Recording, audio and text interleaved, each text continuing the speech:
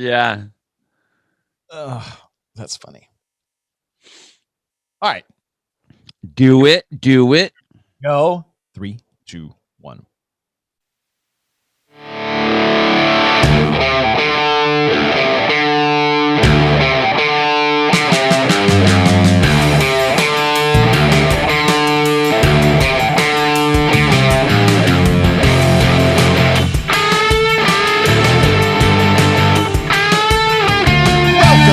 With the programming, I'm Chase Ingram. I'm Captain America. And along with me is Bill Grundler. Wolverine. And this is Behind the Programming, the Mid-Atlantic CrossFit Challenge. We had the pleasure to sit down with head programmer and affiliate owner of 12 Labors. Yeah. As well as Wilson Pack, who just runs the show. Just all the nuts, everything that would make it happen. So it was really cool to have those two guys join the show. What was really cool is this is how on the ball Wilson was. Is he had like 3D floor plans as we went through the programming. Oh, I know. I know. I was like, Dude, I'm gonna as he was throwing those things up, I'm like, okay, this one will definitely. I'll get it on YouTube, everybody. I will get it on there because these are way too good. There was way too much work put into these things. Way too much work. Man, it was awesome. It was really cool because we sat down with Torium Pro as well, and that was a super awesome, fun interview with two of the Australian semifinals that will be going down on this Thursday if you're in the States, obviously Friday if you're over there in Australia. But for the audio perspective, fantastic. If you want a visual perspective of this podcast, make sure you guys stop listening now. Go over to YouTube, go to Get With The Programming podcast on YouTube, because we have some visual screen shares of the 3D floor plans and everything that Wilson put together and then that Luke walked us through. It was so cool. Yeah. Absolutely so cool. Now, when we recorded this, sir, it was your birthday. It was my birthday. Your birthday. It's kind of like a Groundhog's Day. It's always my birthday, or I've just had so many birthdays it all blends together now. Well, it blends together. How about your two daughters' birthdays? Oh, geez, yeah. So my birthday is May 20th. Okay. Both of I have now today, 20-year-old and a 6-year-old. Same birthday. Joe is 6? Yeah. Are you serious? Yeah, 6 and has all kinds of attitude. It's funny. Wow. Yeah, all kinds of attitude. But who has more attitude, the 20-year-old or the 6-year-old? Oh man, well, 20-year-old. Come on now. Come on now. Or 2 with my daughter. But I tell you what, I think it's cool when when kids are little and they have their birthday, but as here I am, I have one that's out of the teens, like this is the first year out of being a teenager, and the other one is on the other end of the spectrum, and it's such I have always loved watching kids grow up. Mm-hmm. I've never been one of those parents that don't ever grow up, don't ever get older. I've never been like that way. It's like, this is awesome. What are you going to do now? And what are you going to do now? And what are you going to do now? And so I mean, both those kids are the lights of my life, man. They're the best. Well, happy birthdays to your girls. Thank you. And happy belated birthday to you, sir. Thank you very much. So neat, man. It's good being 38 again. Yeah, right? It's weird that Bill's younger than me now. Oh, creeping. I'll be 39 this year. Dude, that's ancient. I know. You're almost getting to the age where I just started competing in CrossFit. Right. Find out is when I find out that Tia Toomey is 25, 27, and Brooke Wells is younger than her, and Katrin Davies-Utter is younger than her. And I'm like, I feel like I've been watching you guys for a decade. Yeah. At the age where I was when I started CrossFit, which was 26 or 27. That's a time frame. Yeah. Started. I think it's so funny is I'll hear guys in the gym, they're like, oh God, I'm getting old. I'm so sore. It's CrossFit. I'm like, how old are you? 28. I'm like, shut the fuck up. Yeah. You don't even tell me that you get sore yet. You might be sore for 15 minutes. Oh man, it's probably the same thing you feel when I say I'm creaking and I just giggle. I mean, all the time because like I said, I wasn't even competing yet. Right. I think my first. Well, I think I started right at 39, because I think one of the maybe it's 38, because the first interview I ever did was because it was at the SoCal Regionals and it was my birthday and it was a 2000. Oh yeah, I guess your It was birthday. with Miranda. Yeah. Yeah. Miranda Oldroyd interviewed me on the field. Yeah. First live broadcast of CrossFit ever did. Was that 09? 2010. Oh, yeah. And well, that's what they typically did, right? They tested things out at the regional level. Totally. Brought them to the games level. Oh man, yeah. That was the first time they did it. Yeah. That's really cool. Crazy. Well, happy birthdays. Thank you, sir. Around. And, as we're talking about the Masters division and the creaks and groans and the aches and pains, do yourselves a favor and grease up that old tin can machine. And go to CrossFit.com. Use the code GETWIT20 for 20% off. These products are the fountain of youth for those that, one, want to just improve their morning routine with their coffee. MCT oil powder, just by itself, magnificent product. A dairy-free creamer that has so many other benefits than just taste itself. We're just talking about cognitive function, appetite suppression, gut health. I mean, the best things that you can start your day with. And that just goes along with the collagen protein. The collagen protein specifically, not just protein. Collagen protein. We're talking about joints, skin, hair, nails, all the things that we want to keep tight as we get older. Tighten it up. Tighten it up. So tighten it up. Go to GetWit20 or go to GetWit20. That didn't make sense at all. That's that cognitive power. You need that extra double bub. That's right. I do. I'm only at 1. Dang. I had a long weekend. So, I had a great weekend, but a long weekend. It's been raining in Dallas for what feels like 2 weeks straight. Whoa. I'm not even kidding. We're going on 2 weeks. Texas is out of control. Well, yeah, we knew that. Mere weeks of rain. And if you guys have little ones at home, my boy is 3, my daughter is 1, who's getting some attitude, by the way. It happens, dude. It happens. I was like, it's too soon. 15 months, not 15 years. You're giving me 15-year-old attitude right now. But they've been stuck inside. And so they're just getting stir crazy. So, they get a little out of control and they wear on you. But, my parents have come in town, my mom and my dad, which has been great. They spent a week with us. My grandparents came in town yesterday from San Diego. Whoa. Yeah, so the great grandparents are in town. So I had my brother came over with his. It was a full family weekend, which is fantastic. But at the same time, it's exhausting. It's a little exhausting. And so it was a full weekend. It was a great weekend. So I was a little tired this morning. So I got my double bubs, my collagen protein, my MCT oil powder from bubsnaturals.com, not at getwit20.com. You use the code getwit20 for 20%. Today we got some Murph Prep. It's Monday. We're recording this on a Monday, at least the intro. And you guys getting ready for Murph? Look, man, I think personally, this is my own personal thing. We don't train for Murph. Okay. We do Murph. Fair. We do all of our normal stuff. I've always prescribed to the very old school adage of always ready for anything when it comes, not to train for it necessarily. Plus we do, you could talk to my members anytime. We do a lot of squatting anyway. So it's, and we do heavy, we do, moderate weight, we do air squats. So our volume is always there. So I think the same thing with pull-ups and everything. So I think for the most part, it's nice because you aren't thinking about it for weeks on end. It's like we just know that we're going to have a party, we're going to do some stuff and then have a party afterwards. And so I love when it comes up because it's always fun for everyone just to get down. But no, we don't really prep it. I would say no, I take that back. We always prep it. We'll say it that way. We'll take it that way. Yeah. Yeah, I started doing it for the first time after quarantine.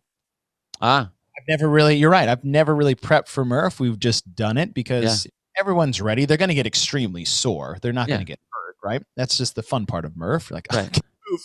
My hands. And, but yeah, I guess I just got in the habit of, everyone was so off. We talked about this as one of our very first episodes was, Memorial came down in the middle of quarantine where people hadn't done anything. We're like, maybe not not this year. Yeah. Well, I mean, especially the pull-up part of it. I mean, if you didn't have a rig or a tree branch somehow out somewhere that you could do some pull-ups on, like, yeah, bicep tendons are not going to be happy with you. 100 ring rows. That's even worse. Yeah. And so once we got back, because we were able to get back in the gym June 1, and so we pushed Murph back to 4th of July. That's right. I remember that. Yeah.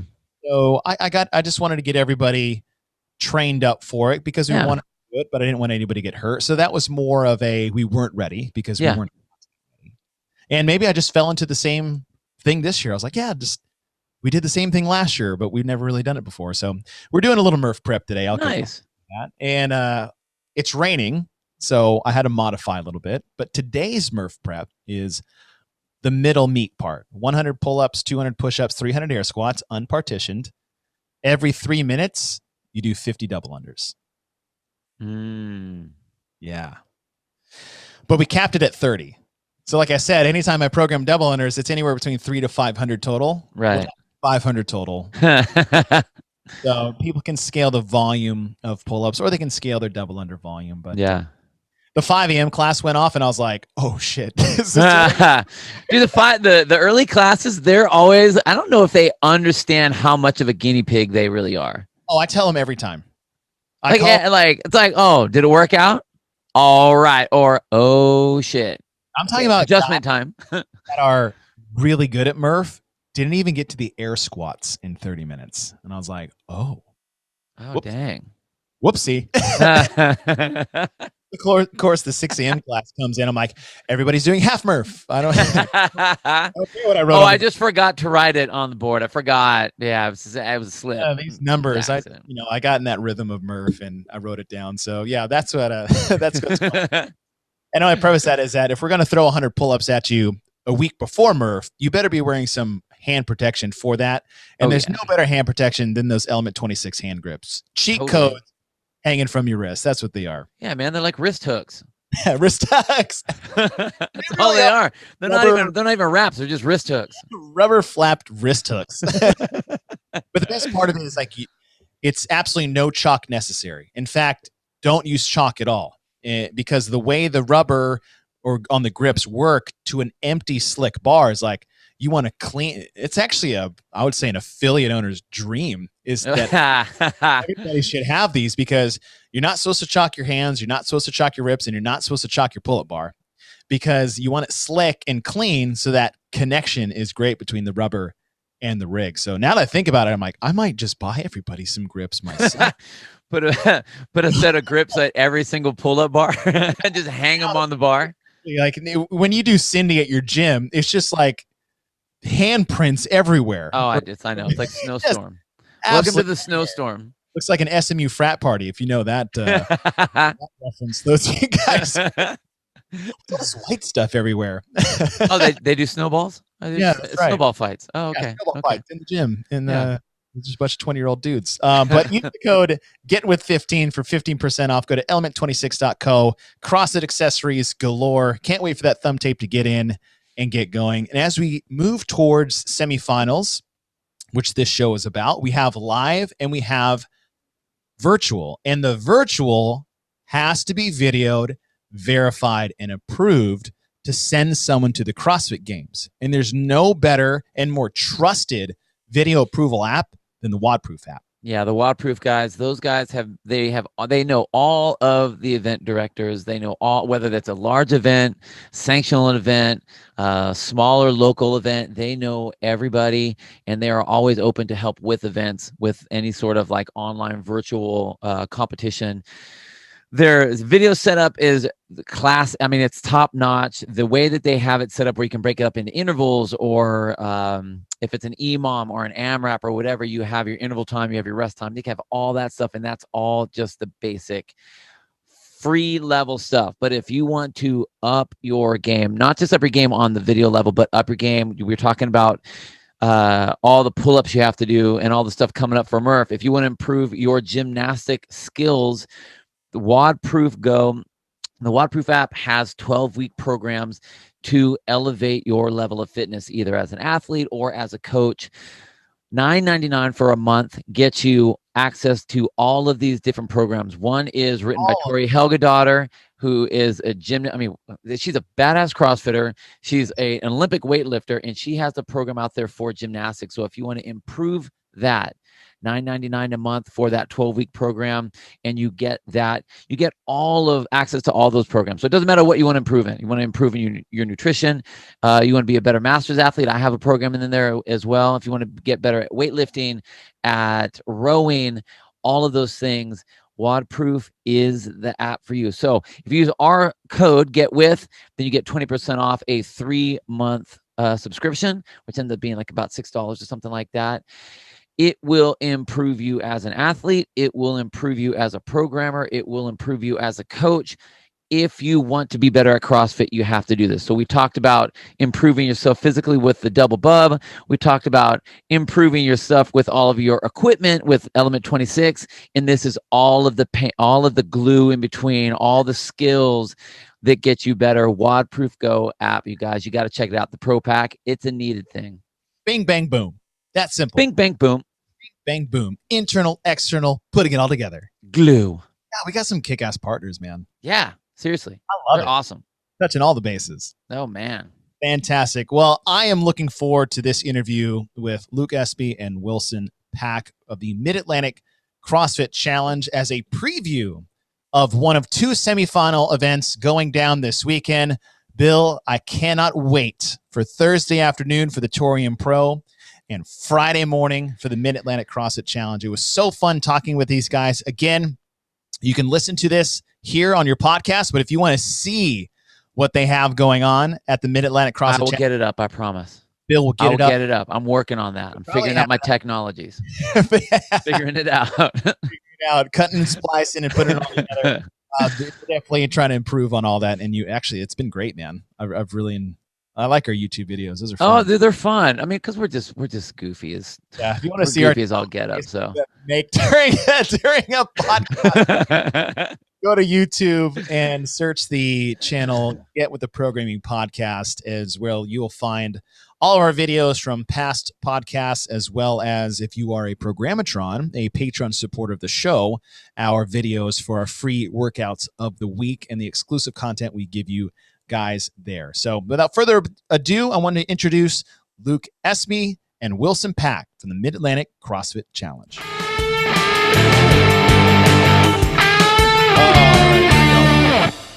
I'd like to welcome to the show Luke Espy, Wilson Pack, the masterminds behind the Mid-Atlantic CrossFit Challenge, as well as those behind 12 Labors CrossFit. That was something exciting for me to know, especially talking with you, Luke, off chat before we got into this, because for me and Bill, we've been around the CrossFit Games scene forever, and 12 Labors is a staple, I would say, in the team competition, especially over the last several years. So I want to thank you guys for joining the show. I know you're super busy, but I'm pumped to talk to you guys. And hey, we're just about a week away. So, I mean, everything should be fine, right? What new could possibly be thrown at either one of you guys last minute? Yeah. I mean, Wilson, you can take that one since you're the one kind of spearheading the changes that are going on. Yeah. So today is May 21st, Thursday. On Monday, the chancellor of the University of Tennessee put out a statement saying that masks were no longer required, but encouraged on campus. And so we don't fall under Knox County or Knox City, but under the institution of UT. And between that and the CDC guidelines, we've pivoted and made a major announcement today that masks weren't going to be required. There's going to be no temp checks. We're following the guidance of the venue and the city that we've been a part of for so long. And there's going to be a much different experience than originally expected. That's huge, though. I mean, my goodness. I think that's a positive. Slightly, yeah, we put slightly. we put the Instagram post out today, kind of like, how's this gonna go? Like, right. We're kind of just we're taking the advice of like the bigger powers to be, right? Like we don't have the authority nor the knowledge to kind of make those decisions, but you're still kind of holding your breath when you hit that post button. And it's been super positive all day. So we're excited to kind of get past that. The plus for you guys is you can always do the big finger point back and just go, if anyone has any questions, go, Talk to those guys over there. Hey, man, that's above my pay grade. We just say 3, 2, 1, go here and roll out some weights. I don't know what the problem is. I don't know what you're talking about. Yeah. There's this website called CDC. You can go talk to those guys. We're good. Please send all complaints to this address. Well, listen, guys, before we get into the MACC itself, I actually want to talk about 12 labors in its beginning. Now, Luke, was it you originally that started this, or how did that come about? When did you get started? So I actually started kind of looking for I was doing CrossFit.com workouts early on, had no idea what I was doing. Found an affiliate. There wasn't many around, and CrossFit BWI was one of the first affiliates that was really close by to me. So I went in, saw Ryan, and started working out. And then a couple months in, I was like, dude, I'd love to coach, and kept that relationship going for a while. And then like, hey, I really want to start my own affiliate. Did that. And it was CrossFit Syndicate for a while, which was actually the gym. It was still the name on the games team in 2014. It was our first time at the games. And then myself and Ryan and the guy I started Syndicate with, Brad, we like brought all three together and just put it under one name. Okay. CrossFit. Got it. There's been multiple changes over the years, and now there's only 2 gyms left in that. Ryan's on to bigger and better things, but that was kind of how it started. Was kind of just bringing everybody together under one name for like the idea of each individual affiliate had its own feel, but we still had this like bigger kind of thing going on between 3 gyms, which is pretty cool. So that's cool. Where did the name come from? What was the inspiration behind that? So sat in a room for probably, I don't know, a month or 2, like brainstorming everything, like trying to figure out something kind of cool. And we were stuck on this idea of like a transformation, and we got into some deep like Greek mythology with the 12 labors of Hercules and like what those labors kind of brought in terms of like the transformation of him. So it's given us some cool things to do as an affiliate. Like we have 12 specific workouts named after each labor of Hercules. Oh, that's so cool. Yeah, that's cool. And those are like our 12 big testers that kind of test everything that we try to do in the gym and have this big leaderboard. So that's where it started. That's where it kind of goes, and it's been pretty wild. Who came up with the programming for those tests? And like, were they planned off of anything, or did you just give a straight name for them, or how'd that programming come up? So myself, I probably did 3/4 of them, and then we have our head programmer now at the gym. Since I'm kind of deep in the military lifestyle, he kind of finished them out. But depending on the labor, it kind of had a certain vibe. Like, give an example. So, like the stables was like a big strength labor of Hercules. So like that would be like our CrossFit total or like an Olympic total. And some of the longer sort of miserable kind of boring labors would be like that long, like aerobic burner. So they kind of mimic that, but it's not perfect, obviously. I think it's super clever. No, that's a rad idea. I'm a big fan of that. You gotta have your inner juice, man, and that's it. That's your culture, and that's rad. That's super cool. Yeah. So we've played deep into kind of the nerdy stuff of going pretty hard into all the into the mythology stuff of the gym, and people love it. So that's cool. I love it. And then Wilson, when did you come on board?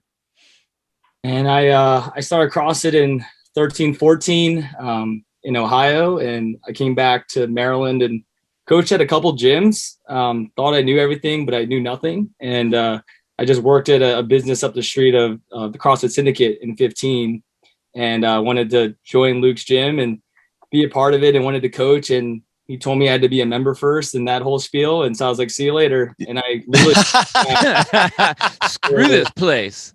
What do you mean I can't coach right now? I need to be part of your community. Come on. Yeah. So I came back a year later because I was just too prideful. And it wasn't until the second year that I was like, okay, I'll go through your program. Even that at this point, I was probably coaching 2 years. Oh, wow.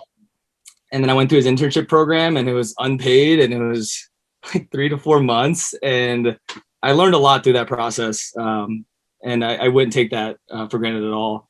And so I started coaching part-time in 15. And then that just, I still had another job. Like I was, doing events, and I think you guys can now see how this ties in. Yeah.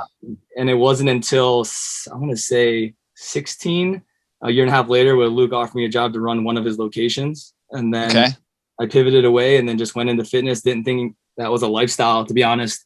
And then from there, it just grew into a bigger role. And now I'm the GM of 12 Labors.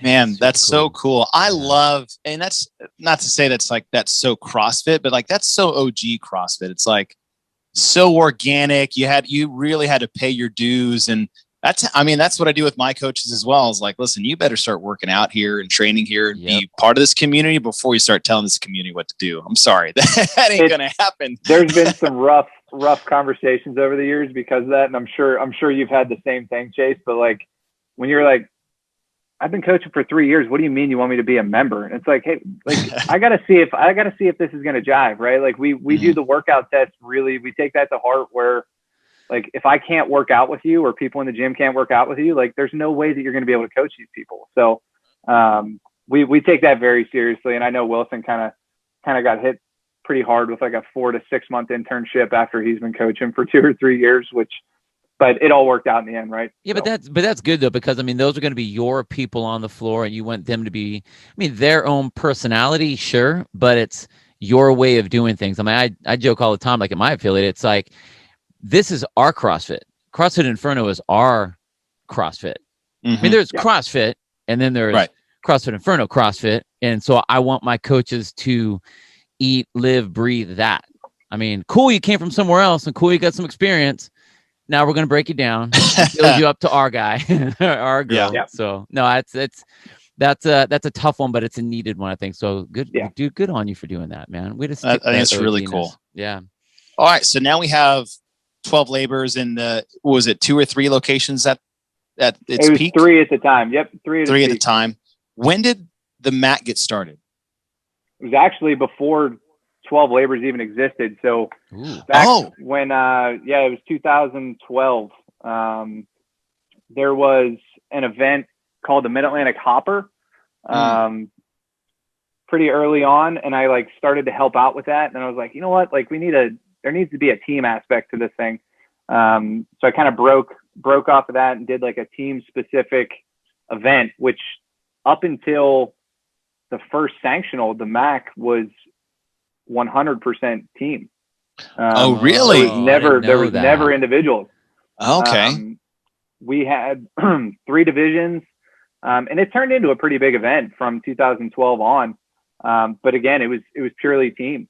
And then whenever we got approached by HQ on the sanctional realm, like, hey, you're going to have to add in an individual aspect to this, which we gladly did. But even then in 19, it was still, I'd say 90% of the athletes were team, because we still had RX and scale divisions. So 700 to 800 athletes. And then you had your elite division that was kind of the show, but a majority of the participants or the athletes were scaled in RX teams. How did so you said HQ approached you guys about the MACC of becoming a sanctioned event? They came to you guys first? Okay. Yeah, so how did that go? We had some connections with CrossFit DC. So Bros was a big connection, and Nor was down there working in DC, and there was a couple of connections going on there. And then I'm pretty sure it was just Greg called us. Yeah. I think he just called us like, hey, you guys, like, I know that you guys feel very strongly about like the CrossFit affiliate. We've never been shy about like where our roots are and like what we represent. Yeah.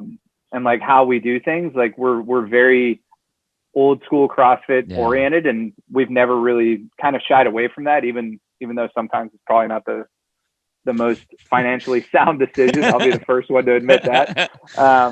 But he was just like, yeah, tell me about like what you guys do with your event. And I've heard good things. It gave him like a 20-minute kind of backstory on everything. And he's like, all right, let's do it. And I'm like, there's no like, hey, we'll call you next week. None of that. He's like, no, go for it. And I was like, all right, man. Like, yeah, Luke, I remember when they made the announcements of getting rid of regionals, we were like, do you think the MACC will get picked? We were we have no more information than you guys, to be completely honest. And then it was just an email that was sent, and it's like, can you jump on a call? And I remember I was in jury duty, and I was like, Luke, like, there's a call like during jury duty. Like, I don't know if I can take it, and figured it all out. And I tell you what, if you want to get out of jury duty, just be like, hello. Yeah, guilty, totally. Yeah, Sir, you're guilty. dismissed. Oh man. Okay, so I remember watching the broadcast, which was fantastic, by the way. It was one of the better ones of the entire year, just being a sanctioned event. So that was super cool to watch. Moving from sanctionals to semis, was there a bidding process to become one of the semifinals events just because of all the sanctioned events that had the availability to do it? I don't think there's any details on exactly how many people were in that process, but it was a very extensive bidding process. I know that there was probably some favoritism, maybe not favoritism, but like, hey, we know that these guys can do this because they did a sanctional, right? And they had a lot of information on us, and like our broadcast, the professionalism of our broadcast, I think that was the one sanctional that really kind of felt like regionals. Mm-hmm. So I think that helped us out a lot, but I know there was a lot of people in the kind of process for being picked for that event. Wilson might be able to speak a little bit deeper into that because he filled out that 25-page thing or whatever, but I kind of passed that one off. But yeah, I don't know the exact, I can't speak for other event organizers. I just know our RFP was like 20 plus pages, and wow, it just included every aspect that you would assume an event to have. So from, what do your partnerships look like? What does your safety look like? What are your protocols in place for an EAP? So safety should always be at the top of mind, even with COVID and everything like that. And then it's okay, with those systems in place, what other structures do you have that are, pillars on continuing your event outside of just like a one-time deal? And at that time we had 8 years of experience. So it wasn't like we just started an event overnight.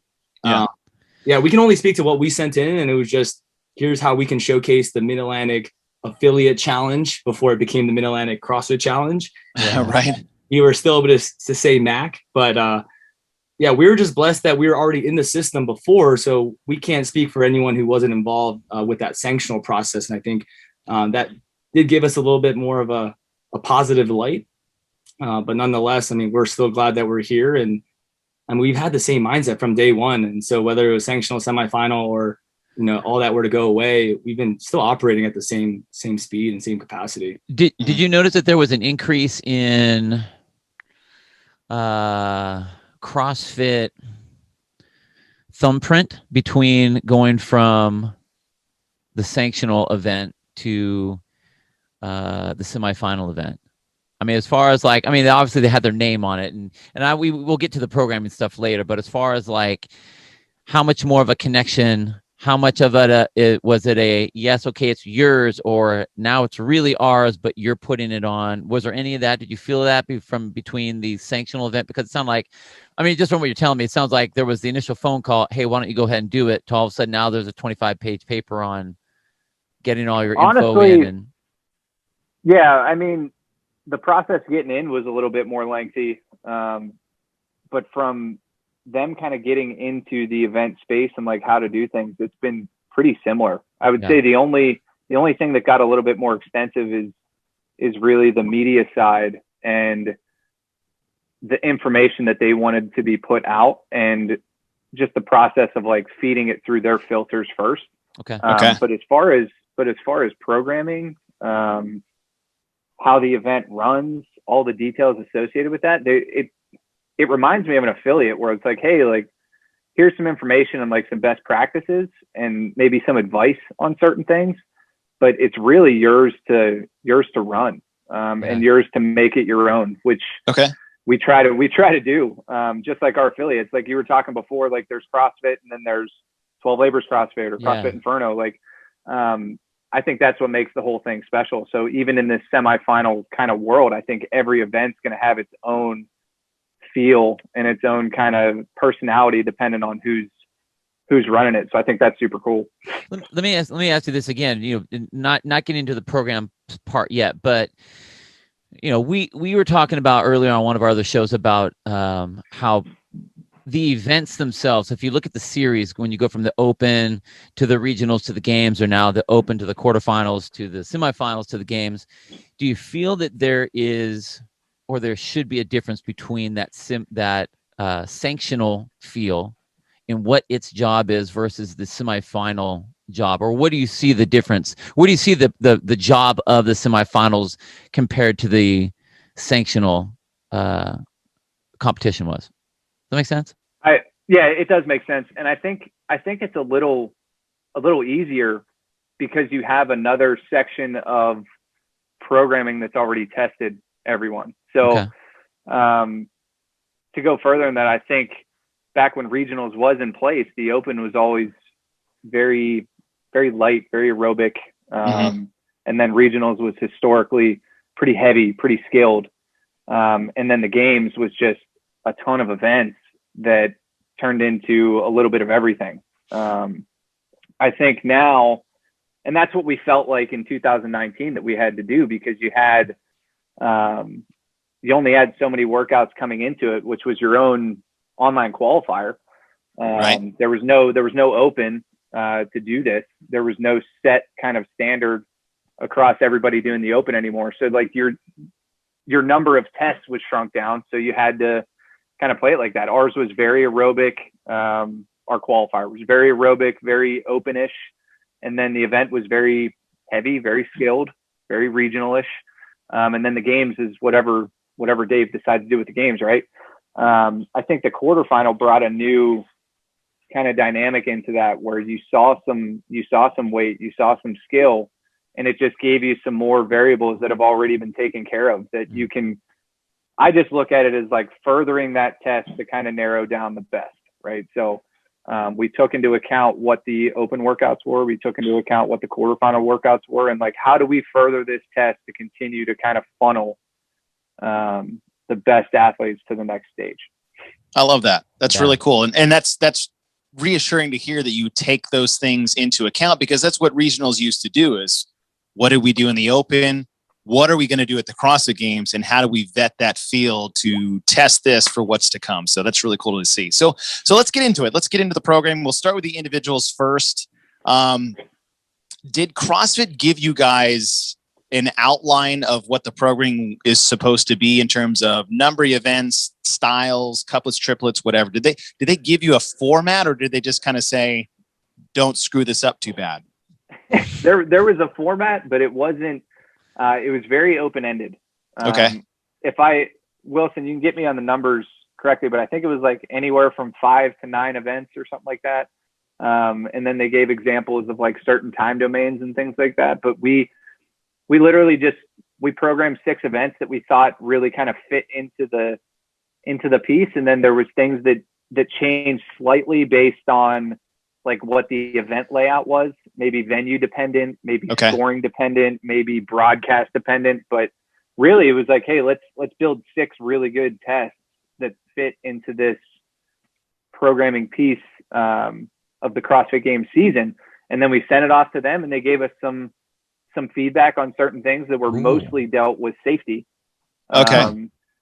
And then we took those into account, sent the next draft over, and then that was it. And then it kind of goes on down to the broadcast route, right? Like, hey, how's this look? Where does, you know what I mean? You got to play with the cameras. You got to play with this. And we got to make sure we get Tia doing this. Like, that 5K on the assault runner ain't going to cut it. Ain't going to cut it, right? Okay, so let's go through event by event. So, they gave you some format, you guys made some, so there was some give and take in terms of, you had to submit, they would basically approve what you've did, as you said, more on the safety side. So let's go event by event. So event number 1, this will be, I'm assuming, Friday morning.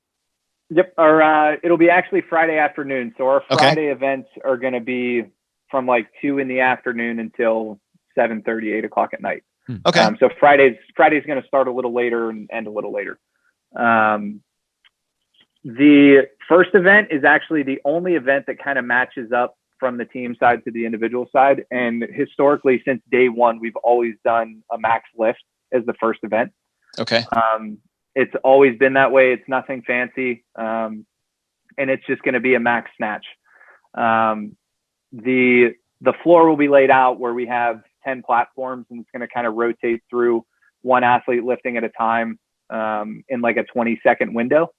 And each athlete will get 3 attempts at a max snatch. So nothing fancy. We've always kind of stayed away from like the complexes that just get more and more outrageous. Like as this goes on, you kind of just see like these complexes that get absolutely wild. We've always done a max snatch and a max clean and jerk on the team side. The male and a female, or the men do a total. So one guy snatches, one guy clean and jerks, and then the females do a total. One snatches, one clean and jerks. So we kind of brought that back over to the individual side, and we chose snatch. I think it's a little bit higher risk. So we got a little screen share. That's the floor setup. Man, that's so sweet. Mm-hmm. They'll kind of rotate through based on where we have placings going. And it'll just be one person lifting at a time. The reason we picked a snatch instead of a clean and jerk is I think you can have a bad snatch day where you just can't hit anything. And you can also have a really, really good snatch day where you hit something completely out of your realm. And I think that's fun to watch, right? You have the crowd, you have the risk associated with it. You only have 3 attempts. You can't just restart the camera and do it. So I think that's the really fun part about snatching, where clean and jerk, like you can have good days and bad days, but you can kind of muscle through that a little bit. You can fake a clean and jerk. Well, the fail isn't as dramatic either, you know? It's not. It's always going to fall from the top on a snatch. You're going to miss these like epic fails. Yeah. Now, you, was it 3 attempts? Are you going to do the one person goes at a time style, or everyone has like 5 minutes to do it? So it'll be one person goes at a time. And that's more for kind of the broadcast. I can hear Larry already. 3, 2, 1. The broadcast kind of makes it a little easier to follow when one person's lifting at a time, but you also have that all eyes are kind of on you at that moment. So you get that kind of event hype up feeling to kind of lift, which I love. Totally. Yeah. That's what this stage is all about, right? Like every games and every regionals I've ever been to, regionals or now semifinals was always the highest stress level, because there's not a ton of events. You have 6. If you really botch one up, like chances are you might not be going to the game. So that stress is there. And I think the high risk, kind of high reward for going with something weird here is pretty cool to watch. I love it. All right. So event 1, max snatch, 3 attempts, that little conga line style. What's event 2? This is the second event, Friday evening. So event 2. You guys can't see this on the podcast, but we'll put this on YouTube. But Wilson's pulling up these like 3D floor plans. Like this is so legit. They're pretty cool. So from probably 2015 on, a guy who is now a business partner of mine was an architect. He was a member for years since I opened like my first gym, and he was an architect. And he like came to the MACC, did the scale division, loved it. And he's like, hey man, like I can make you drawings for these events. In like 2015, I was like, all right, dude, that's cool. And he like starts sending me stuff that looks like this, where he generates all these things in CAD. So like, dude, this is good old fashioned CAD, man. This is my home.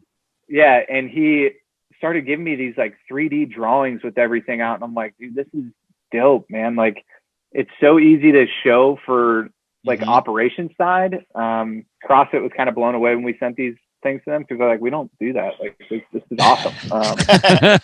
But anyways, next event, it's going to be time through. It's going to start with, so that little torque sled. I don't know if you guys have ever used that thing before. I was wondering if these things would ever get put into a competition. So I've always hated sleds in competition for surface issues, and it's always different no matter the lane. Those like irregularities. I have some friends that are like still bitter about being in a bad lane. At CrossFit, where they just got absolutely torched. Well, that grass at the soccer are, field. Yeah. Old Carson, California. That was some legitimate complaints back in the day. Oh, I'm not saying they weren't legitimate. I'm just saying 5 years later, they're still bitter. So like, I never wanted to do that. Never wanted to do that to somebody. But these things are awesome. So they're kind of run on that like magnetic kind of force thing, whatever. So 3, 2, 1, go. The athletes will come out and they'll push that sled. It's approximately like 40 feet. They'll push it down to the ski erg. They'll do 45 cals on the ski erg. They'll push the sled back, and then they'll do 45 chest to bar pull-ups. Oh. And then they're going to push the sled back, and they're going to do 30 cals on the ski erg. Push the sled back, 30 chest to bar pull-ups. Push the sled back, 15 ski erg. Push the sled back, 15 chest to bars, and then they're going to push the sled to the finish. Wow. I like that one a lot. I love that event. Yeah. Yeah. So there's always a sled in between the movements. So it's kind of like that's your movement from machine to pull up bar back and forth. Yeah. Love it. I love that. And then they're just going to go 45, 30, 15. Secretly, I was like, please end with the sled push. Please end with the sled. Yes. You have to. You have to end with the sled push, right? How, what was the time cool frame? What was the time frame of this for this event when you tested it? So we put a 12-minute cap on it. I was not thinking that fast. Damn. Yeah, it's the people that we had test it. I hope that we're right here, but it's doable. It's very doable in 12 minutes. What's the weight approximately on the tank thing, the torque tank? Like, what does it end up being? So they have these different numbers that you basically put Wilson, what is it, magnets or whatever? So it goes like 4, 3, 2, 1. Little 4 settings. You have neutral, 1, 2, and 3, and we keep it at 3 for all divisions. But like Luke said, it's a magnetic resistance. Just think of like an assault bike. Luke was saying earlier, like you can get that thing to pick up. Sure. The Concept 2 bike, you're kind of in the sand, right? And yeah. Distant resistance. So there's almost like a law of diminishing returns. There's only so much power you can get it to move, and it's only going to go at a certain speed. I would say you can get, 10 seconds and 40 feet, 40, 50. So it's like a solid walking speed, right? Yeah. It burns. It's more of a burning feeling. But yeah, just a quick lever. There's a lever on each side. It's super easy to adjust, and it doesn't turn. So that thing's going to go straight and back. The unit itself is 198 pounds. Okay. And there's no reason to put weight on it unless it doesn't make it more difficult. Program. That makes sense. The best way I could describe it, if you've never used one of those torque tanks for people out there, is like assault bike. You can get it rolling and like it still goes, and then echo bike, as soon as you stop, it dies. This is like the echo bike of sleds. As soon as you stop putting power into it, it's dead. So kind of like the snails that they would push at the games a little bit, that drum full of sand where it would come back a foot and just really demoralize you. You had to be like, that is really cool. Into it. Yeah. I love that. And there's really, I've always wondered when these things would show up, and the way you described it of, the irregularities on the sleds and the competition floors and grass or turf, and these things are just uniform. Yeah. Yeah, that's really cool. It's time for something like that. I'm really glad that somebody's come up with a solution to that, because it's always a good test of sled. Sled push is always a fantastic test, but it's really hard to kind of manage with surface issues and whatever. Great idea. Yeah, that's awesome. Great idea. I love that event. That's cool. Plus, I like pull-ups. So that's a good one. I like that one. That's right. You do. Okay, 2 down. So we go from Friday to Saturday. When's the first event start on Saturday? So Saturday, the event will start around, what is it? I don't have the schedule pulled up, around 9. Yep. Yeah. So the individuals probably won't start until around lunchtime. Okay. Are you going to do all teams, then all individuals, kind of like old regionals? Yeah. Except for, I think there's one situation because of the platforms that are out there where it won't be like that. Got it. I'd have to pull up the schedule for that, but yeah, it's more like venue driven than anything. So, okay. So event 3, we always like to have one event that people can kind of do at home. It's not so skilled or so heavy that like everybody can't do it. Okay. I like having that thing that like people understand, and then they're like, whoa, like these people are really savages because I just did this and got absolutely destroyed. And it just gives them frame of reference, right? We thought the new workouts that CrossFit put out, the new girl workouts. Oh, yes. Yeah, we're kind of like a perfect opportunity to highlight one of those and give it some exposure. So we chose Gretel, which is 10 rounds, 3 clean jerks, 3 bar facing burpees. Super simple, super fast. I think it'll be really fun to watch. The only issue that came into play was every other round, like they would be backs to the crowd, kind of moving around, and then like to move the barbell every round kind of slowed the workout down. So rounds 1 through 6 will be in the same spot. All right. It kind of sped up the first 2/3 of the workout to keep it fast, and then after that, each round up to 10, the barbell will move. I'll tell you what, though, as a broadcaster side of that, though, that's not bad because those first 5 rounds are going to go by so fast. Yeah, go by so fast, which that'll give the guys plenty of time to talk about the athletes that are out there and how'd they look yesterday, and here's the event, what are they doing, and then all of a sudden, then you break out, and now you have your race where they start separating. You can start seeing who's in the lead and where you actually getting them moving. I think that's awesome. I love it. Yeah, I think it works, and I mean this is a sub 5-minute workout for sure, maybe sub 4 for some of these guys. So it'll be fast, but it should clean it up a little bit. I like that. Super simple. Yeah. Yep. New classic CrossFit. I think it's really cool you brought in one of the new benchmark workouts in there. Yeah. So that'll be fun to watch. So that's we had our heavy lift, we had our moderate time frame triplet, and then we have our couplet with the that sub 5 minute. Yep. And now we got the long disaster. No. Yeah. This one has a 27-minute time cap. First of all, I would like because I'm so happy. Yeah, I would like to preface this by only doing elite divisions with like no scaled and RX. Like we'll bring that back when we get like out of this COVID mess, but it's been so easy to manage time when you can put like bigger workouts in, because we're usually so time constrained with like 700 or 800 athletes. Yeah. The fact that we can do this now because like there's so much time, because we only have 2 heats of teams, 3 heats of men, 3 heats of women.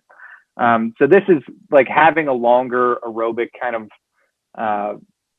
just barn burner is something that we've really wanted to do.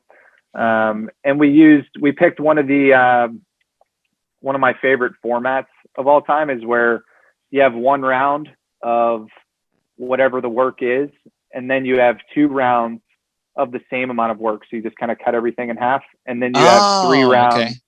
And then you have 3 rounds of the same amount of work. It's just cut up into thirds. Cool. So like 30 reps unbroken, and then 15 unbroken, and then 3 sets of 10. Yep. Okay. So this workout will be true form running, ring muscle ups, and wall balls. It'll be 1 round of a 900-meter true form run. Okay. 18 ring muscle ups. And 36 wall balls.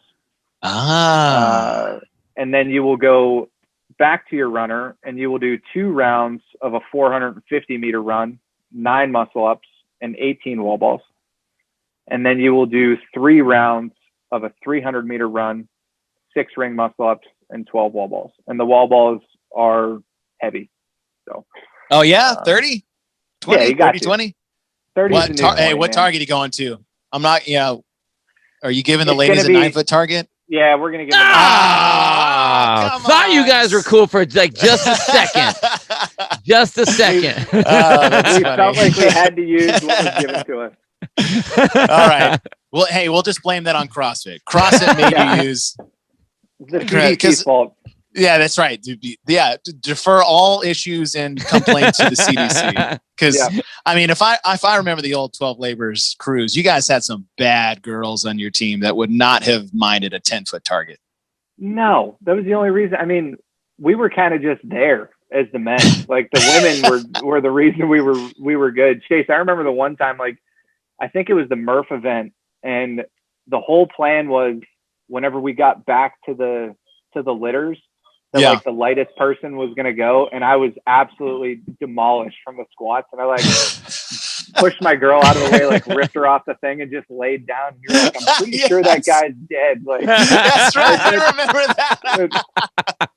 So like it's no secret that like our girls were always absolute studs. And our guys Dude, they were such so. studs. All right. Well, okay. So we'll blame the CDC, but all joking aside, it's a thing between me and Bill, but all joking aside, this sounds awesome.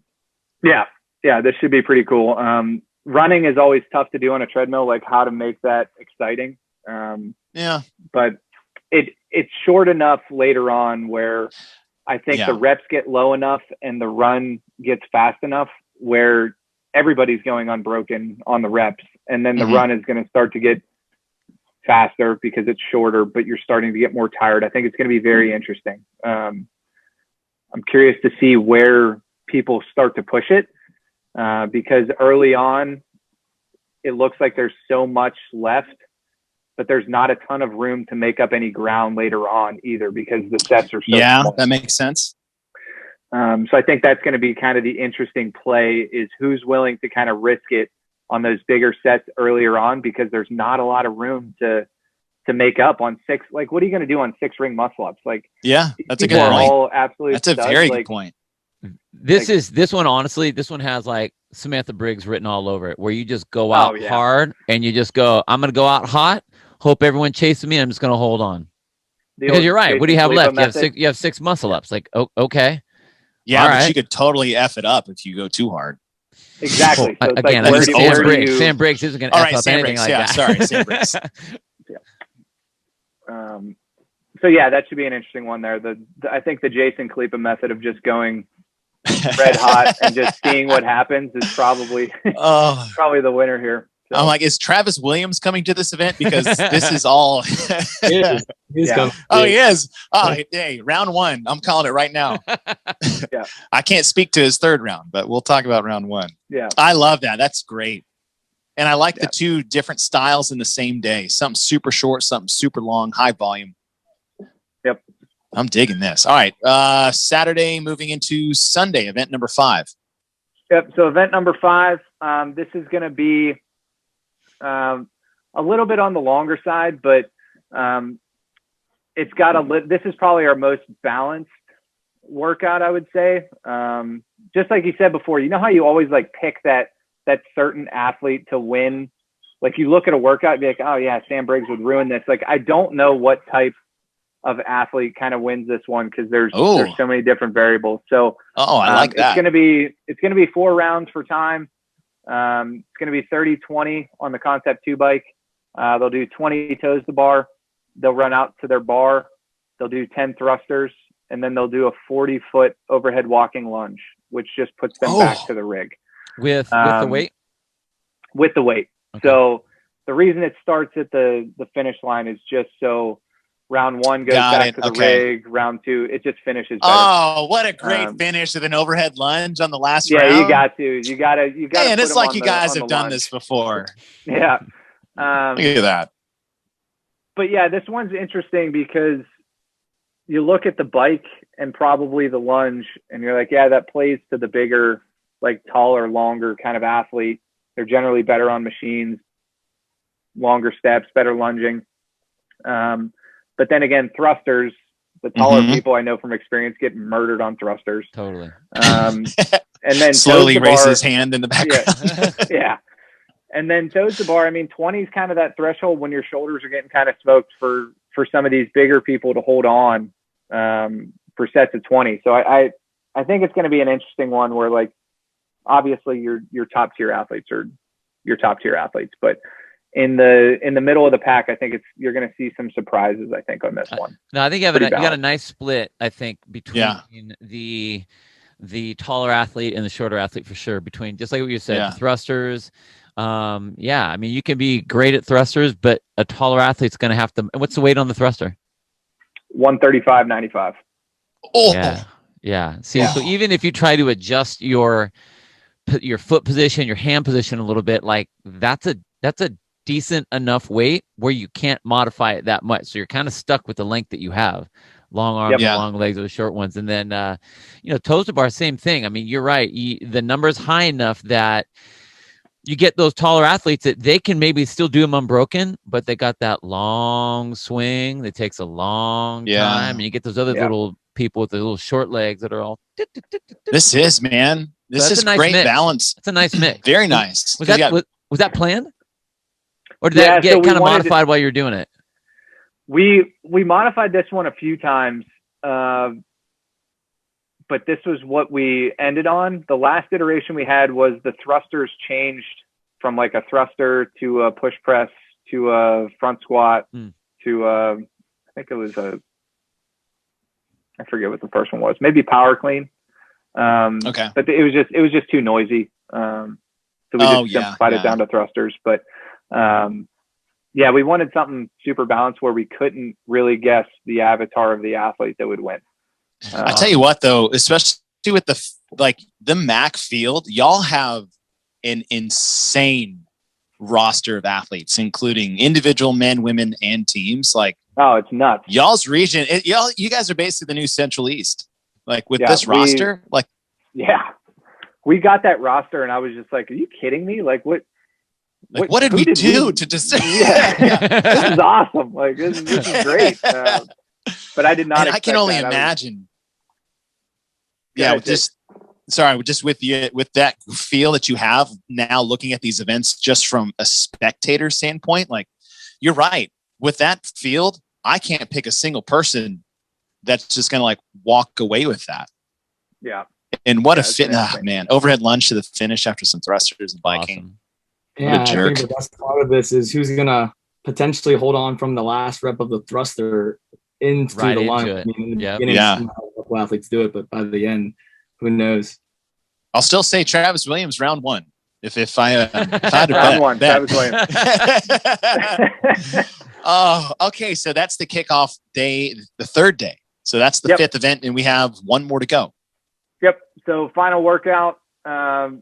It's going to be a little on the quicker side. It's very high skill.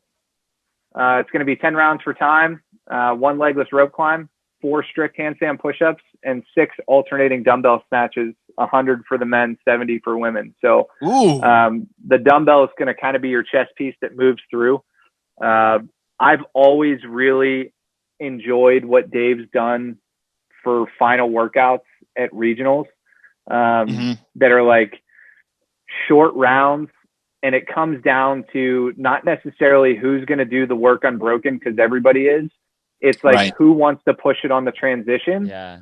And I think that is super fun to watch, and it's just fast. It's more exciting for a final event than most of the things I've ever seen. I thought Dave's always done a really good job with that. So again, 10 rounds, legless rope climb, 4 stricties, and 6 alternating dumbbell snatches. So again, I don't think anybody's going to have trouble with any of that. No, but how fast are they going in between? What it does is it allows them to see everyone the entire race. So they're having to run back. It's one of those events where, I mean, usually you can get into an event, you just kind of put your head down, blinders are on. I mean, you might look around every once in a while to see who's right there, but you turn around and you see everyone. If you're in the lead, you see exactly who's right behind you because you're turning around and you're facing them. So you have that crisscross that will, just like you said, it's like the negative workout. Everyone can do the workout. It's the transition part where how fast are they going? Who's noticing who's running? Who's noticing now who's tired? And how does that play psychologically for the final event for these guys? Oh, that's a good one, man. I like it. It's just like who's willing to go nuts. And sometimes it's not the person you'd expect. I mean, the first time I ever saw Tasia Persevich compete was that 2015 or 16 at regionals. And she just went absolutely nuts on that workout. And it was just like, she wants to go to the games. And she did. Like, it was like, give the people a chance to just push it where other people aren't willing to push it, which might be the transitions. And I think that's super cool to see which athletes are willing to kind of I love just go for it, you know? I love it. What a great final. setup. Yeah. Okay. So those are individual workouts. 6, yes, 2, 2, and 2. So standard 3-day competition that we've had in the past. But you said you started the MACC with team competition specifically, and it wasn't until sanctioned events or sanctionals came out that you guys added an individual. And then I know, Luke, your background in competition is really on the team side. So my big coaching style is on the team side too. So there's a lot of I'm more drawn to the team competition. I cover that in broadcasting we're going on almost 10 years now. So yeah, let's go into the team events. The teams need some love too. Do they have the same number? Yeah, they have 6 too. Okay. We'll breeze kind of through the first one because I already talked about it. So 150 again, GHDs, they're going to have right. 150 yeah. GHDs. 1,000 GHD setups. 1,000 GHDs per person. Just a relay style, right? So same thing. The lift. I kind of went over this. The first male will have 3 attempts at a snatch, and then the second male will have 3 attempts at a clean and jerk, and they'll have their one platform to do so. Oh, okay.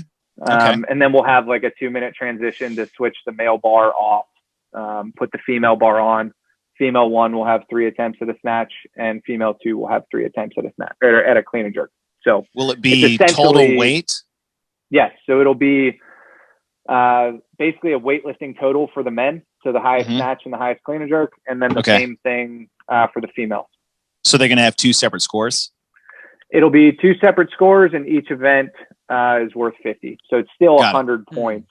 It's not 200 points. Yeah, I like that. But it will be, kind of good. It kind of gives your teams men pick. Yeah. Yep. And it kind of gives, if you have really strong men, like they can win, and then the females might not be the strongest lifters, or in the case of how our teams were in the past, like we'd be middle of the pack and our females would win. So we kind of hashed that one out. You guys were like OC3 black before OC3 black. Yeah. Exactly. Well, I like that a lot because now Taylor and Andrea are on Mayhem's team, which is just an absolute cheat code. But so cheat code. So we had Wadapalooza the one year, and one of our girls was graduating from the Naval Academy, so she couldn't come down to Wadapalooza. So Andrea just hops on our team, and I was like, this is just like watching her and Kristen work out together was like, this just isn't fair. I don't know why. Like, this shouldn't exist. Like, you guys are so good. Like, you're just so good. It's unbelievable. Yeah. When I heard that news, I was like, all right, or can we already start talking about next year's winner? Because I already know who this one's going to be. Yeah, that's probably the best addition to their team. And they've had a ton of great ones. It's nothing against anybody in the past, but her going to that team is probably one of the best additions I've seen on the team. Oh, man, dominating. Oh, yeah. Her and Taylor. Yeah. Yeah, both awesome. And I love it. All right, so that's team event 1. I like the split. I like the event split too. One person isn't going to win 100 points for you, so that's good. I like that. Yep. And then, like you said, our my background's in team, and I feel like a lot of our success was on how we strategize workouts and like team communication, just from being together for how many years. So a lot of these get pretty deep in the weeds with different ways to do them based on what's the best way to kind of complete the task. So thank you for doing that. I just, before you even get started, thank you so much for letting that happen for the teams instead of saying you do this only. Yeah. And it's tough when you get into those types of workouts too, because then everybody does it the same way. Like there should be multiple ways to do it, and you don't know what the best way is because it's going to be different based on your personnel. Right. So, you'll see in this, it'll get a little weird, but essentially this is going to be for time. It's going to be 30 cows on each machine, 9 worm clean and jerks, 30 cows on each machine, 15 worm clean and jerks, 30 cows on each machine, 21 worm clean and jerks. Now, where this kind of goes is this is like the concept to kind of circle of death. You have everything you would want. You have a rower, a concept 2 bike, and a ski erg. When 3, 2, 1 go, the odd person out is going to stand at the worm. So there's 3 machines and 4 people. Right? The 30 cals on each machine is happening simultaneously. So you can break it up however you want. You can switch it up as much as you want. But now you have this weird thing where like one person is fresh and 30 cals is like right on that threshold of, is it smart for me to do all of these? Or do we switch out? And how do we switch out? Okay. And then you go do your worm clean and jerks where somebody is going to be rested. 3 people are not. So you're going to see relationships ruined and team breakdowns, which is going to be awesome. But then again, on the flip side, when your next round, you go back and 3 people are tired and have to go to the machines and do work. And then one person is going to be getting to rest. So as the workout moves on, that transition becomes longer because the odd person out is always going to be at the worm. So later on, I think this gets interesting because it's not smart to do 30 calories in a row, most likely. But like when you're super smoked, and then you're just going to be worthless on the worm for a set of 21 clean and jerks. But that transition gets a little weird too because it's a little bit longer. This is brutal. Yeah, I think that's going to be kind of fun to watch and see what people do. Those guys are going to sleep real good that night. Yeah. All right, so 30 on each machine, and it's the ski, row, and bike. Concept. Is it the bike erg or Concept 2 bike? Yep. And then 9 clean and jerks. So the clean and jerks also increase per round. Yep. Oh, and one person is not doing anything but can rotate in and out however they want. Yep. Wow. That's awful. Wow. Yeah, man. This reminds me a little bit of the Rogue Invitational one where they had the teams going and doing the ski erg and the bike, and I think they rode too. I don't think they had any lifting on top of that, but it was interesting seeing how those different teams would try to break it up. And I think that during that time, everyone said that they had a plan, and the plan always switched. Always. Like once they got into it, they're like, man, we know exactly what we're going to do. We have this great idea. And they get into the second round, like, okay, we don't want to do that at all anymore. We have to come up with something new right now. So this will be an interesting one to watch and an interesting one to call. And I would love to get the teams like pre-initial plans and then watch to see how different they get when they actually do it. That'd be an interesting little comparison for sure. That's well, we've done Friday night workouts at our gym where it's always just whoever wants to show up can show up, and we get into teams and we just do just like dumb stuff like this all the time. And you're like, it always sucks to be the person that just like forgot about back on the rower, and like people are rotating out on like the bike and you're just like sitting there watching like, yo, come get me off of here. Tag like me rowing, out like, already. 500 calories an hour, and it's just like, get me out of here. Great. Like, it's a disaster. So it should be cool. I think it's something different, and I think it'll be fun to watch. I love it. All right.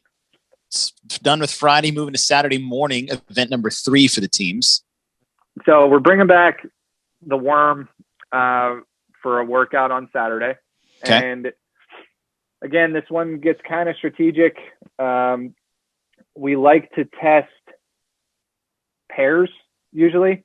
In my opinion, there needs to be like pairs tested because like that synchro portion and making sure it's really tough to do 4 people working at the same time without the worm, right? So if you don't have the worm in the workout, it almost has to be pairs, or there's just so much rest involved in like rotating people in and out. So I think pairs is kind of a good test that we always try to throw in there. This will be male-female pairs. They're going to do the first male-female pair. We'll do 3 rounds of 30 synchro kipping handstand push-ups. Okay. 20 synchro chest to bars, and then 10 clean and jerks. And Wilson, you have to switch up that synchro clean and jerk to just clean and jerks because it's not synchro. Okay. There's a men's bar and a female bar. Okay. And it's a little heavier, so it's 205, 145, and they just have to get 10 between the 2 of them. All right. So they synchro 30 and 20, but 10 together. Yep. And it's a little heavier to kind of reflect that, right? Yeah.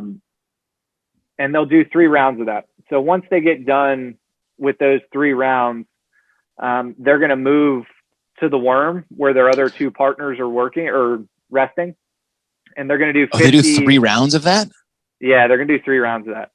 This is like our longer team workout.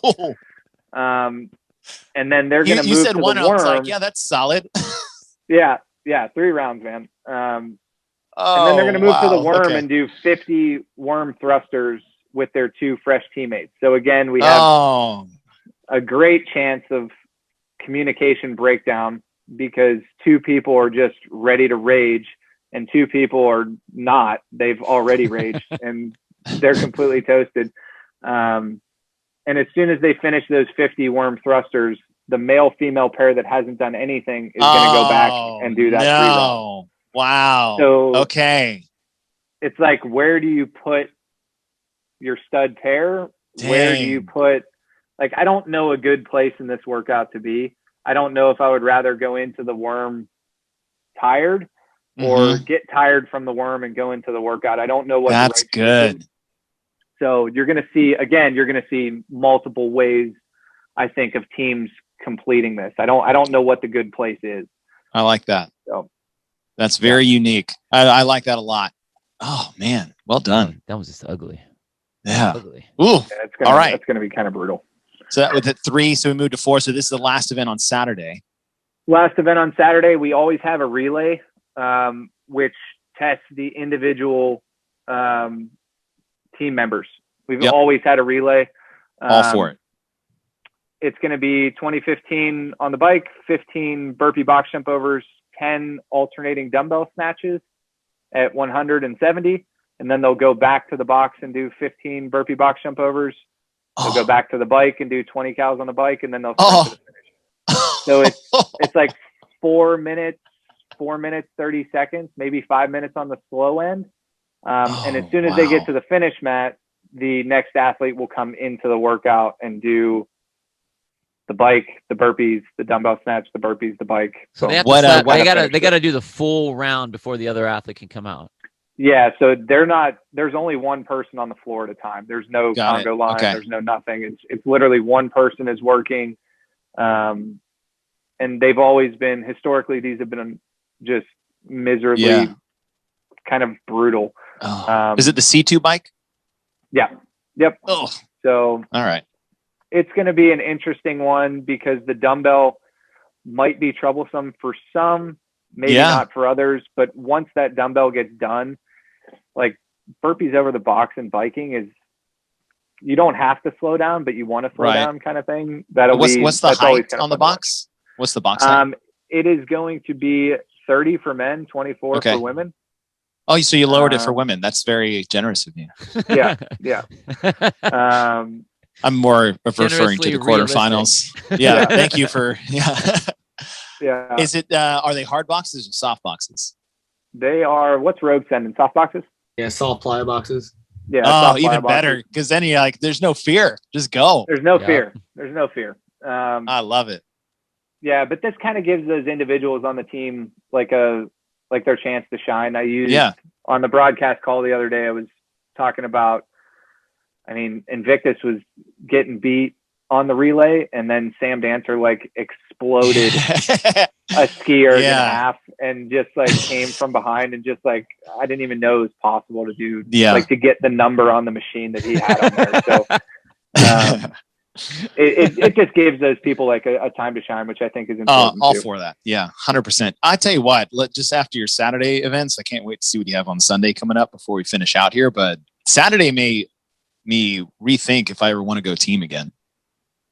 Saturday's brutal, tough. Bro. Saturday's tough. Dude, ow. And then you got 2 more. So so what's the first event on Sunday? All right. So Sunday, we're going to be in pairs again, but we're going to go female, and then male. Okay. This will be more of like the aerobic kind of piece to the whole weekend. The females will start. They each have their own true form. They're going to run 1 mile each on their true form. Okay. And then they'll move into part 2 of the workout. So just think of it as like 2 parts. Okay. once they get to their wall balls, the men can start running. Got it. And the men are going to be doing their 1 mile run. The women will have 75 synchro wall balls. Then they'll have 50 synchro toe to bar. And then partner 1 will push the sled down and back. And then partner 2 will push the sled down and back. And then they'll go to the finish line. Is it that same torque sled? What's that sled? Yeah. Yep. Same torque sled. Where this gets kind of interesting is the females are going to be kind of pushed by the men. Right. How we timed this out was the wall balls, the toe to bar, and the sled took about the same amount of time as a mile run. Okay. And the men are not allowed to start the wall balls until both females are on the finish mat. I like that. So the females are going to be pushed to move, but the men are also going to be pushed to run because you don't want to lose like kind of precious seconds where nothing's really happening. The work is the same.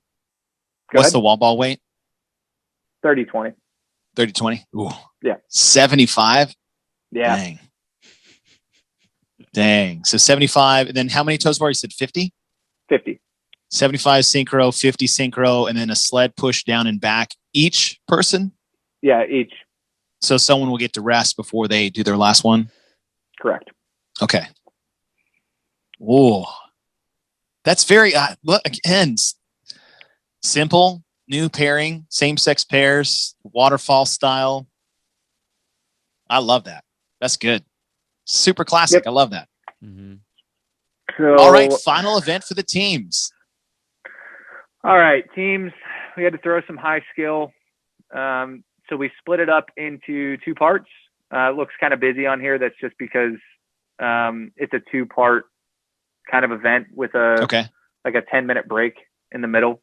It's going to be a relay of 15 ring muscle ups, 15 light snatches, so 115-75, and then a row, so a 30-21 cal row. Each person's individually going to kind of go through that. No waterfall style. It's just person 1 goes 15 ring muscle ups, 15 snatches, 30-21 cal row, and then they'll release person 2. They'll do the same thing.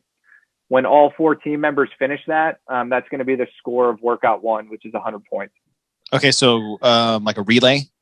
Yep, a relay. Okay. We wanted to do it kind of a little differently, but there's been some issues with like some things with scoring, chip timers, broadcast, all types of stuff. But it'll be a relay, and then whenever that's all done, there will be a transition into part 2, which is pretty much just pure go with the whole team. So it's going to be 10 worm deadlifts, 5 synchro worm burpees, 20 worm deadlifts, 10 synchro burpees, 30 worm deadlifts, 15 synchro burpees, 40 deadlifts, 20 synchro burpees.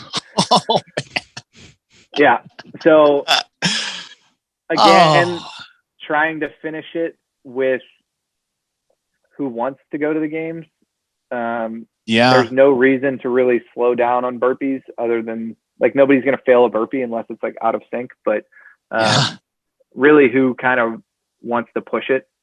I think people are going to underestimate how hard those deadlifts are. Yeah, I mean, I remember they're going to get deep into the 30s, and then it's going to be like, oh, this is dumb now. I don't. Well, I just remember those deadlifts from the games when they had the ocean swim, and that it was misery, dude. It was misery. All of us underestimated it, and like I was in the water after the first set of deadlifts, and like everything was cramping. I've never thought I was going to drown before in my life. I'm a pretty good swimmer, and I'm like, I'm going to die out here. Like, they're really hard. Like that little bit of twist based on like over like a hand over the thing plays into that deadlift big. Like that tiny twist just torches one side of your body more than the other. See, then if they just had the rescue sleds again, they could have slapped your ass back on top of it. You could have, that could have been your theme year to year. It's like, there's Luke on the sled again. He's just flutter kicking off the back. Cool. He's doing nothing but making splashes. Oh man, I love that. Well, hey, these are great.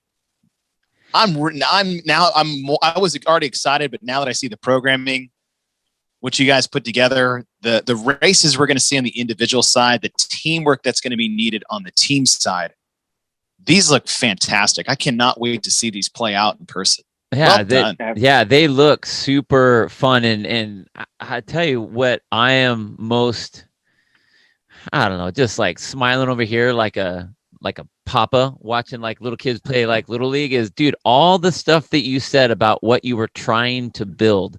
You weren't just slapping things together. You weren't just going, all right, let's just try to come up with something that's ungodly difficult for the sake of it being hard. Like, you had a rhyme and reason for every single thing you did, and they were different on every single one of those events.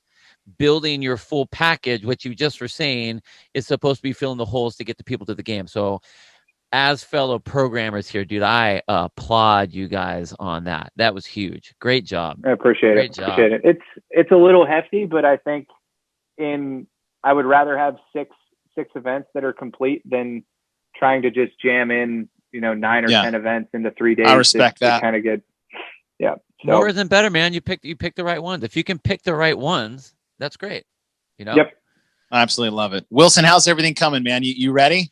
Yeah, I mean, so Josh, our head coach at 12 Labors, him and Luke take the brunt of the programming, and I'm a part of that team. But those guys, credit to them for doing those workouts, and Josh has tested a lot of those. Yeah, poor Josh, man. Poor Josh gets ruined. I'd be like, hey, I'm busy, man. Can you test out that mile true form with the 75 wall ball, 50 total bar? Like, oh no, that didn't work. Like, try this. And it's like, dude, that's so great. Like, I'll be honest, we're in a really good boat. Even with the announcement dropping today, I mean, the fact that I didn't expect to be on this call this long. Like, I have the time for it because we have such great people in place to execute the plans that we created as a team. And so every department lead, whether you're VIP, hospitality, athlete relations, stage director, warm up, back of house, every person is a 12 Labors member. That's awesome. Wow, dude, so congratulations. I'll be honest with you, no one has games experience, no one has regional experience, no one has any sort of bigger competition experience, but they've run the MACC before, and they just take so much pride in what they do that we see these people in the gym every single day, right? They've all walked in front of me during this podcast. So it's been really assuring for me knowing that right now at this point, like we could have kicked off our event last week without the announcement. So nothing's really going to change. Everything's set. Obviously we'll put out some fires, but we're ready to rock and roll. That's a theme that I've been saying, and we're having our final meeting tonight with our staff. But there's like 30 integral people from our community that we're flying down that are going to have a leadership role, and it just speaks volumes to the community that Luke and I helped build for 12 Labors, and our affiliate community is super pumped to be a part of it. What's the number of people you have helping out? Like, what's the size of the Army? Yeah, so we have all in, we're going to say 200 volunteers. In that, we have about 30 on the broadcast side.